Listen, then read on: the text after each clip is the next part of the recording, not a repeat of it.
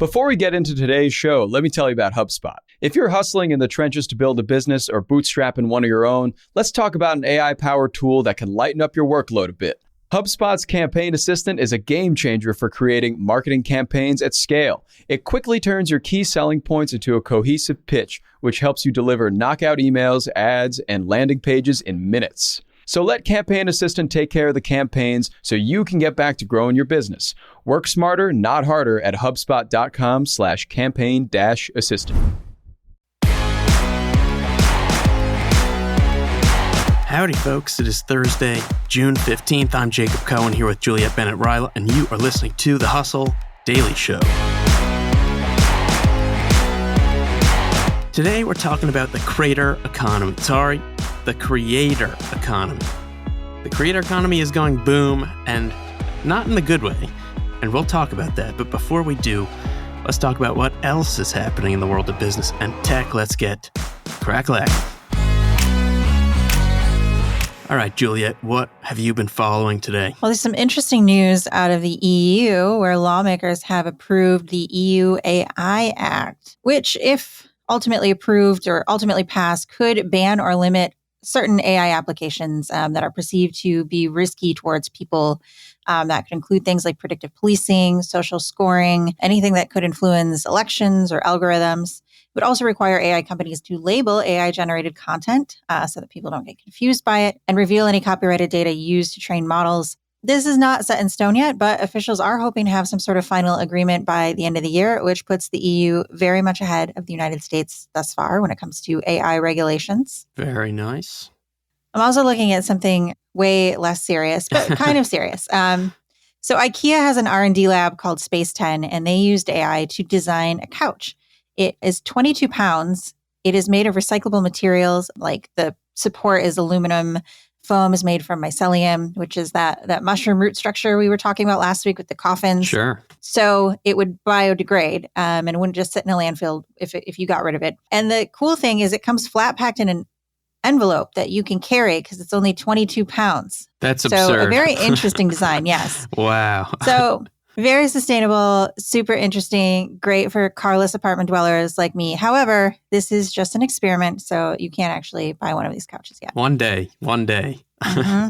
As our apartments continue to shrink. Yes, and it's modular, so it can be a bench, it can be a couch, it can be a bed. It's like a space station couch. That's awesome. That is awesome. Yeah. What about you? Well, I've been following America's new number one draft pick. That is a pun.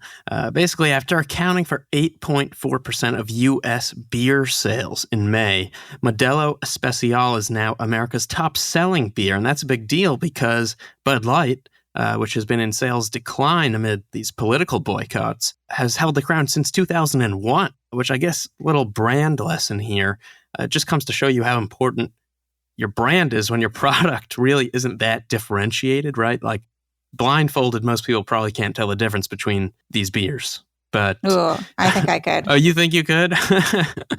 I prefer a Mexican lager to any American session ale. I've got to say, I would always drink like a Pacifico or a Tecate. I think I could, yeah. Well, your palate is clearly far ahead of most of us, Juliet. But I wouldn't say far ahead when it comes to these particular beers, which are known for their blandness. I wouldn't say they're bland. They're light ales, though. Yeah. Well, it is an interesting story there. We'll see if Bud Light picks it back up. Also, the Federal Reserve broke its 10-meeting streak of increases, holding interest rates steady for now. If inflation does not ease by next month's meeting, officials suggested another rate hike will follow. Moving along, we hate to hear it. Speaker company Sonos is laying off 7% of its staff. In its most recent earnings report, Sonos said revenue declined almost 24% year over year to a little over $304 million. And last but not least, union leaders at UPS, the United Parcel Schwitzers, struck a tentative agreement to add AC and fans to the shipping carrier's iconic, but also apparently extraordinarily hot fleet of 93,000 brown trucks. And with that, let's get to today's main story. So gold rushes are exciting. That is, unless you're the one with an empty pan at the end. Take it from startups built to serve creators nowadays, many of which are now coming up short on nuggets. But what a rush it has been for these startups in this sector. Since 2021, U.S. businesses selling products and tools that support creators, or basically the social media influencers who make the world go round, have raised more than $8.6 billion, according to the information. And it was actually pretty wild for a hot second there. Mm-hmm. We've been talking about creator economy businesses and startups for the last couple of years. There have been hundreds of companies in this space launching, raising literally billions of dollars, many of which were offering very similar, if not identical, products to help content creators monetize their online followings, connect with fans, link to storefronts, offer courses, and more. But this has not been the case lately. Fundraising for the sector is down more than 90% this quarter compared to the same time 2 years ago, when many of us were still kind of laying low in our homes. And now some businesses are starting to meet their makers to tell them they can't continue helping people produce viral content anymore. Now, since the start of 2022, at least 18 creator startups, according to the information, have either been acquired or shuttered, and many more are just running out of cash or pivoting away from their creator focus. Of course, there are a group of these companies that have done and continue to do well. A few creators have done very, very well for themselves, but the fact of the matter is most just don't make enough money to pay for specialty services, let alone need them to manage their sometimes one-person operations in the first place. Many of these companies were betting on the emergence of the fabled creator economy middle class, and that just hasn't materialized. Only 12% of full-time influencers make more than $50,000 a year, and 46% don't make 4 digits, according to Linktree, which itself is a creator company that just shed 27% of its staff. So it's a tough time for the creator economy. Juliet, what are your thoughts on this? I don't really know any influencers who that's their full-time job, unless they're on OnlyFans, which is, it's a specialty. It's a niche.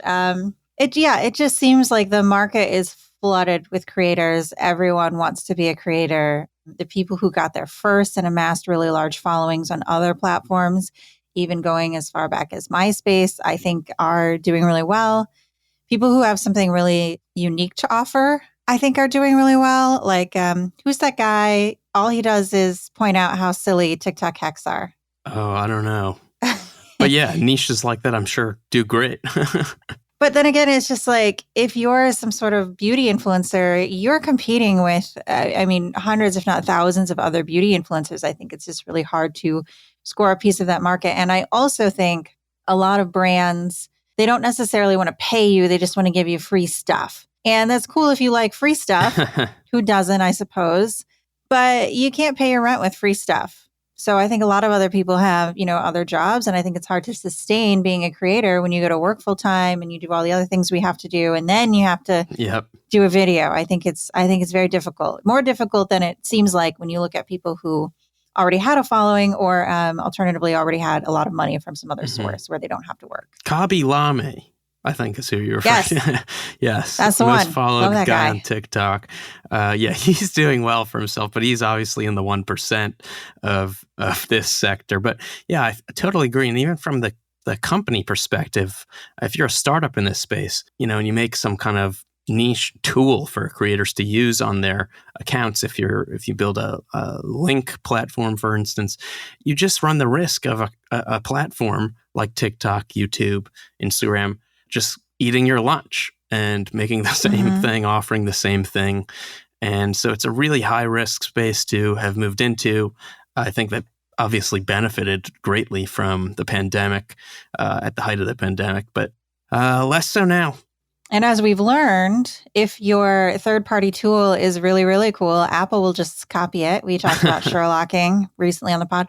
Or in the case of Reddit, they'll start charging really high fees for their API and shut down all the third-party readers. That is why so many Reddit, I think it's now over 8,000 subreddits either are or have gone dark in protest. So even if you do make a tool that creators really love or users really love, you're still kind of beholden to the platform, which can decide, we're just going to do this ourselves or make it impossible for you to do it. For sure. I will say, while opportunities for creators and creator-focused companies are narrowing and becoming increasingly tough, if you want to buck this trend, I would recommend looking into the lucrative world of pet influencing, which we will save for another episode. Yeah, I love it. All right, bada bing, bada boom. That's going to do it for us today. Thanks for tuning in to the Hustle Daily Show. We're a proud part of the HubSpot Podcast Network. Our editor today is Ezra Trupiano. Our executive producer is Darren Clarke. We've got a lot more tech and business coverage in our newsletter, which you can sign up for at thehustle.co/email. Hope you have an awesome Thursday. We'll catch you tomorrow.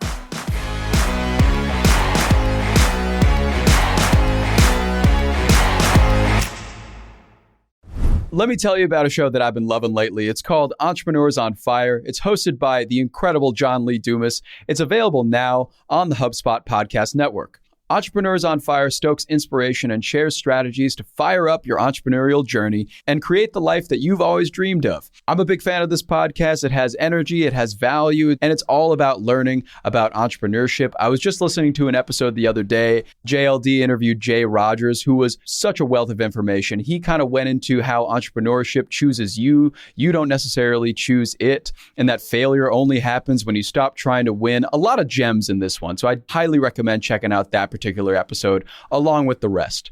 So go listen to Entrepreneurs on Fire wherever you get your podcasts. Hey guys, if you listen to the Hustle Daily Show on Google Podcasts, we want to let you know that the option will no longer be available pretty soon. Google is sunsetting its podcast app sometime in early 2024 in favor of YouTube Music, and we want to give you a heads up before it's too late since that time's almost here. The Hustle Daily Show is available everywhere and anywhere that you listen to podcasts like Apple Podcasts and Spotify. If you're using YouTube Music, we are there as well. If you're an Android fan, there are plenty of apps like Overcast, Pocket Casts, Player FM, and more. So just search for us wherever you decide to listen to your favorite podcasts.